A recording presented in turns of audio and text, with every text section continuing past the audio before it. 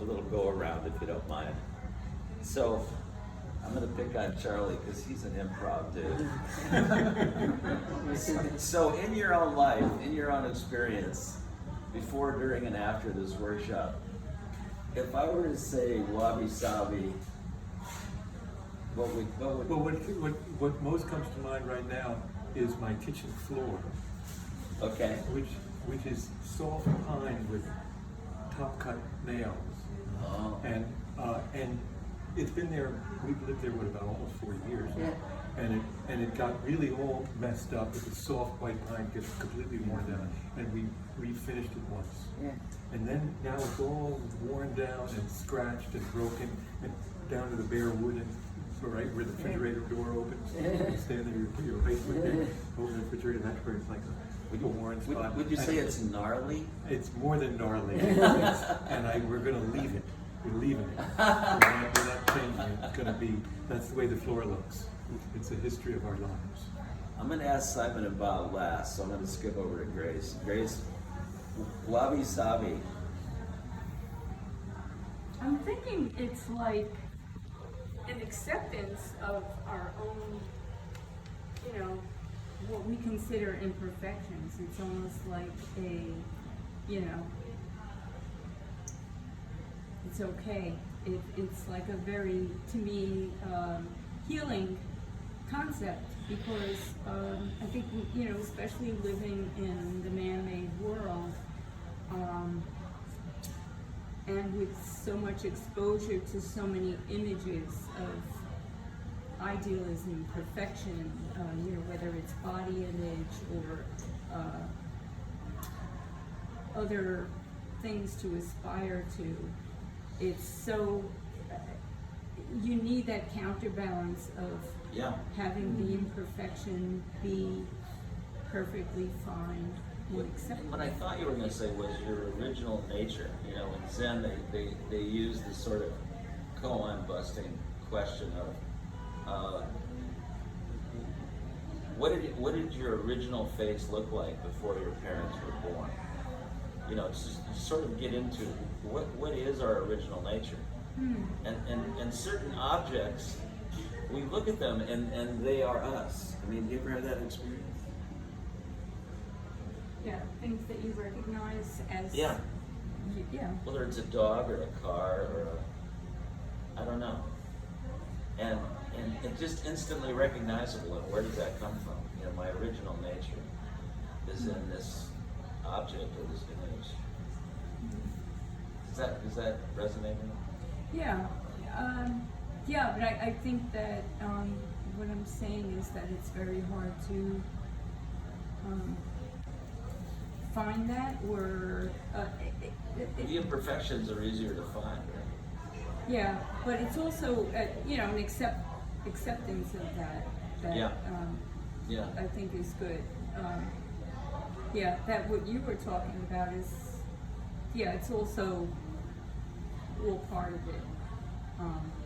That we come into the world with many layers are already and expectations and everything are placed on us, so that you have a very hard time of going back and just knowing yourself. There's that notion of a priori, that memory or remembrance before all memory. I'm carrying DNA of Neanderthal, and that's something I never learned, acquired, but there is something in that. Like, I remember my mom, she had an apprentice who didn't want to do the ordinary rat race, making money or getting married with someone who makes money and then she can still do her pottery or whatever. That's what her mother suggested to her, who was in bank business. And, so she picked up this apprenticeship with pottery. Her parents wanted least. They were alarmed and said, "My kid, why do you do that?" And all that. So it was a struggle. But this girl, she had, we went to the museum and there were these Neolithic pots put behind glass, and she said, I know exactly how that pot feels. That is not something she learns at school, and she was brilliant, all A's, and what she could have gone to best university in Germany or whatever. That wasn't Birmingham. But anyway, so yeah, she was very simple. She said, instant recognition. yeah, the one food I like best is potatoes. That's all I need. Yeah. That's a Intuition. good idea, though. Yeah. So and she had that. Yeah. She knew, not intellectually, she knew how that pot feels. And Yeah, that yeah. that is probably that thing. Primal.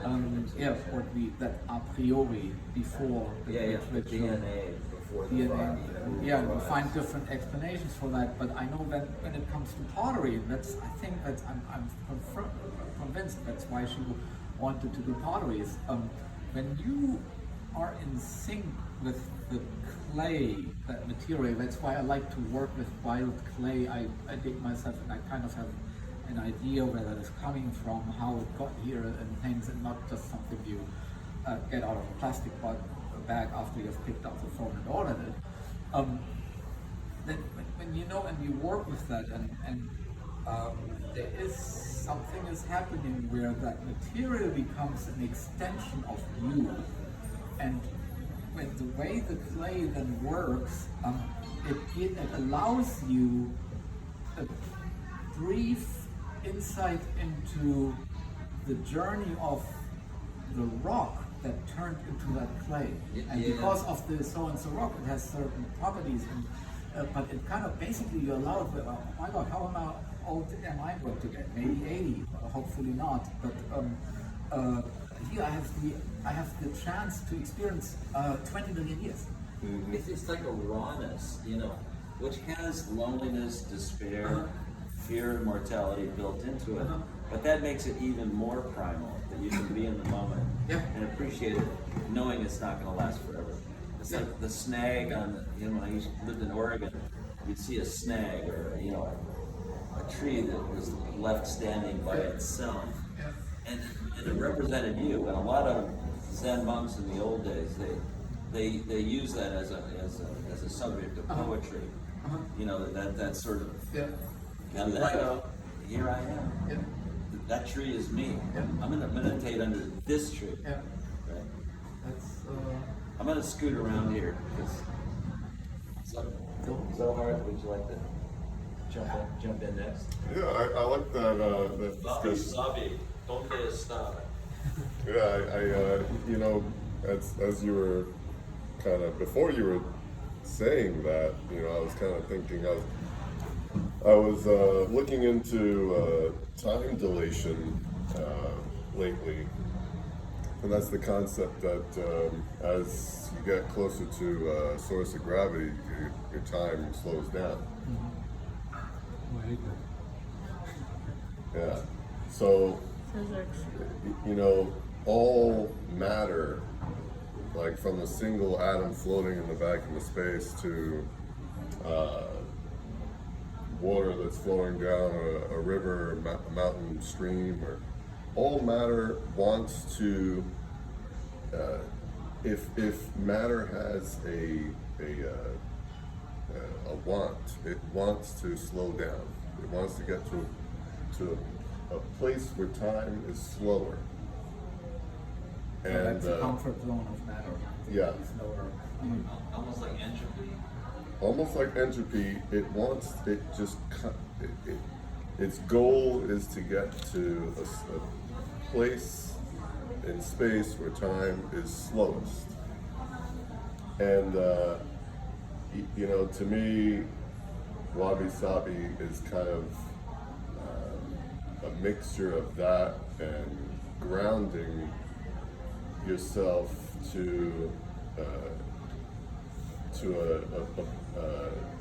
in a way where, like a wild, like if you were to ask a bird out in the forest, hey, what do you think about this concept of time dilation? The bird doesn't care about time dilation.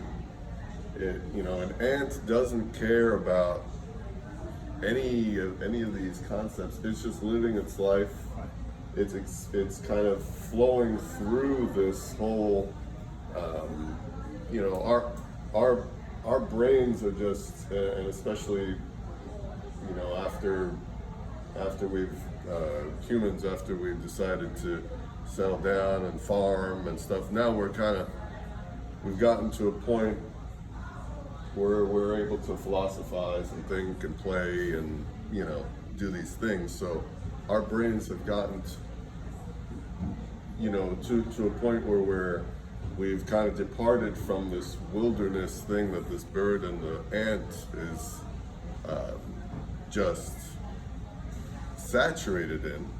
We've gotten to a point where we're kind of like playing around with different concepts. The Wabi-Sabi, I feel like, brings us back. If we're to implement Wabi-Sabi in a way, if there's a way to implement Wabi-Sabi, it kind of brings us back towards this feeling that an ant or a bird has. It's just In the here living and now. it's just completely grounded, Yeah. you know, in this experience of time that, you know, that we're kind of always, you know, especially lately, we're always departing away from this slowing down of time. Acceleration. Yeah. And we're just continuously accelerating. Even though we're still all experiencing the same, if we go back to this time dilation concept, we're all still experiencing the same gravity, physically speaking. Right. That's why the US on the happiness scale is very, very low, because everything is so fast. It's so right? fast, And yeah. we have like what, Nepal or some poor country where things go much slower, they're much happier. It's the heat being developed from the desire to go fast and the matter wanting to go slow. Yeah, right. It's a breaking conflict. everybody down. Yeah, this conflict. Yeah, that heat is building up, right? And it's Yeah. not Friction. that we have lost Right, that. there's a friction there. Yeah. A spiritual friction. The Wabi-Sabi may like lubricate a little bit. Sometimes it seems like you're like a prisoner where the door to his cell is open, but he just faces the wall, and it's only he would turn around and walk out. But he doesn't do it. He runs against the wall. Runs against the wall. Yeah, and there's no meaning. Yeah. and that's kind of like, so I don't know. But it's a very good point what you made. Can we scoot on to Hazel? Two things. Wabi-Sabi is an infinite control feed loop. I will explain. Infinite Control feed loop. Because if you have something here, stuff goes in and stuff goes out.